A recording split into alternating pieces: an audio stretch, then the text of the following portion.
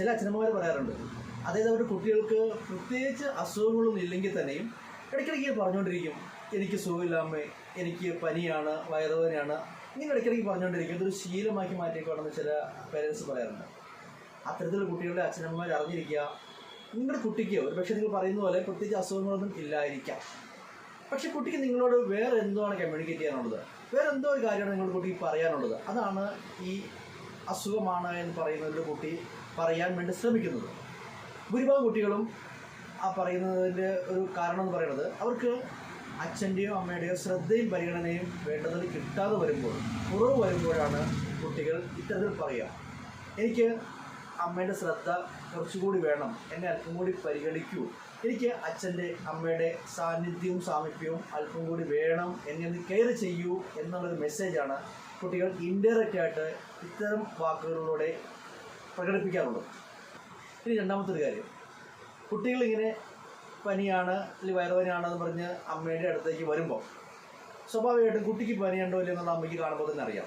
പനിയൊന്നുമില്ല എന്നുള്ളത് മനസ്സിലാക്കുന്ന അമ്മ പറയും, അതെനിക്ക് കണ്ടിട്ട് വലിയ കുഴപ്പമൊന്നുമില്ലല്ലോ, അതൊരു കാര്യം ചെയ്യുക, ഞാനിപ്പോൾ ഇരുന്നോ, ഞാൻ നിനക്ക് കുറച്ച് കഴിയുമ്പോൾ പാരസെറ്റമോൾ എടുത്ത് തരാം, അല്ലെങ്കിൽ അച്ഛൻ വരട്ടെ നമുക്ക് ഹോസ്പിറ്റലിൽ ഇപ്പോൾ മരുന്ന് വാങ്ങാൻ പോകാം എന്നൊക്കെ പറയാറുണ്ട്. അതായത് കുട്ടി അമ്മയ്ക്ക് അടുത്തെത്തുന്നതിൻ്റെ 1 മീറ്റർ മുമ്പേ വെച്ച് തന്നെ അമ്മ സൊല്യൂഷൻ കൊടുത്ത് പറഞ്ഞുകൊണ്ടാണ്, ഇനി പോയിരുന്നോളൂ, അമ്മ മരുന്ന് തരാം, ഇല്ലെങ്കിൽ അച്ഛൻ വരട്ടെ എന്ന് പറഞ്ഞ് 1 മീറ്റർ മുമ്പേ വെച്ച് തന്നെ അമ്മ കുട്ടിക്ക് സൊല്യൂഷൻ കൊടുക്കുകയാണ്. ശരിക്കും പറഞ്ഞാൽ കുട്ടി ആ സമയത്ത് ഉദ്ദേശിക്കുന്ന ഇത്തരത്തിലുള്ള സൊല്യൂഷനല്ല, ഒരു ബോഡി ടച്ചിങ്, അമ്മയുടെ സ്പർശനമാണ് അമ്മ കുട്ടി ആ സമയത്ത് ആഗ്രഹിക്കുന്നത്.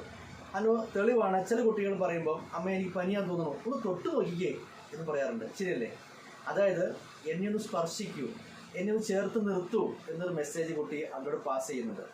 പകരം നമ്മൾ പോയി അവിടെ ഇരുന്നോ, ഞാൻ മരുന്ന് തന്നോളാം, അല്ലെങ്കിൽ അച്ഛൻ വരട്ടെ എന്ന് പറയുമ്പോൾ കുട്ടി ആഗ്രഹിച്ചത് കിട്ടുന്നുണ്ടോ? ഇല്ല.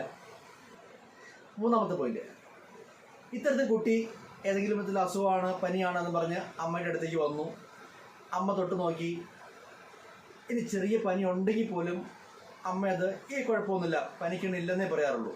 മിക്കവാറും അമ്മമാരങ്ങനെ ചെറിയ അസുഖങ്ങളൊക്കെ ഉണ്ടെങ്കിൽ അതിനെ വലിയ ഭീകരമാക്കി മാറ്റാറില്ല. അതിന് 2 കാരണങ്ങളാണുള്ളത്. ഒന്ന്, ഇപ്പോൾ കുട്ടിക്ക് ചെറിയ അസുഖം പനിയുണ്ടെങ്കിൽ അയ്യോ എൻ്റെ കുട്ടിക്ക് വലിയ പനിയാണല്ലോ എന്ന് പറഞ്ഞ് അത് പർവ്വതീകരിച്ച് കുട്ടിയുടെ മുന്നിൽ അവതരിപ്പിക്കാതെ അയ്യോ എൻ്റെ കുട്ടിക്ക് ഒന്നുമില്ല എന്ന് പറഞ്ഞാൽ ലഘൂകരിച്ച് ഇല്ലെന്ന് ഒരു കുഴപ്പമില്ല എന്ന് പറഞ്ഞ് ലഘൂകരിക്കാനുള്ള സാധ്യതയാണ് എപ്പോഴും ഉള്ളത്. 2, നീ അമ്മ കൂടി കുട്ടിക്ക് പനിയാന്ന് പറഞ്ഞു കഴിഞ്ഞാൽ കുട്ടി നാളെ സ്കൂളിൽ പോയിരുന്നെങ്കിലും കരുതിയും അമ്മ പറയും ഇല്ലില്ല കുഴപ്പമൊന്നുമില്ല, അതിന് പനിക്കണമെന്നില്ല, അതിൻ്റെ തോന്നലാണെന്നാണ് സാധാരണഗതിയിൽ അച്ഛനമ്മമാരെ പ്രത്യേകിച്ച് അമ്മമാരെ പറയാറുള്ളത്. ഒരിക്കലും കുട്ടികളോട് അങ്ങനെ പറയാൻ പാടില്ല. കാരണം ഒന്ന് ചിന്തിച്ച് നോക്കാം, നമ്മളൊരു 3 ദിവസമായിട്ട് നല്ല നെഞ്ചുവേദന അല്ലെങ്കിൽ വയറുവേദന അനുഭവിച്ചുകൊണ്ടിരിക്കുകയാണ്. 3ാമത്തെ ദിവസമായിട്ട് കുറയാത്തതുകൊണ്ട് നമ്മൾ നേരെ ഹോസ്പിറ്റലിൽ പോയി ഡോക്ടറെ കണ്ടു. ഡോക്ടർ പരിശോധിച്ചിട്ട് പറയുന്നു, നിങ്ങൾക്ക് ഒരു വേദനയില്ല, എല്ലാം നിങ്ങളുടെ തോന്നൽ മാത്രമാണ് എന്ന് പറഞ്ഞാൽ നമുക്ക് ആ ഡോക്ടറോട് തോന്നുന്ന ഫീലിങ്സ് എന്തായിരിക്കും? കാരണം 3 ദിവസമായിട്ട് നമ്മളാണ് ഇത് അനുഭവിച്ചുകൊണ്ടിരിക്കുന്നത്. ഇതേ ഫീലിങ്സ് തന്നെയാണ് കുട്ടികളുണ്ടാവുക.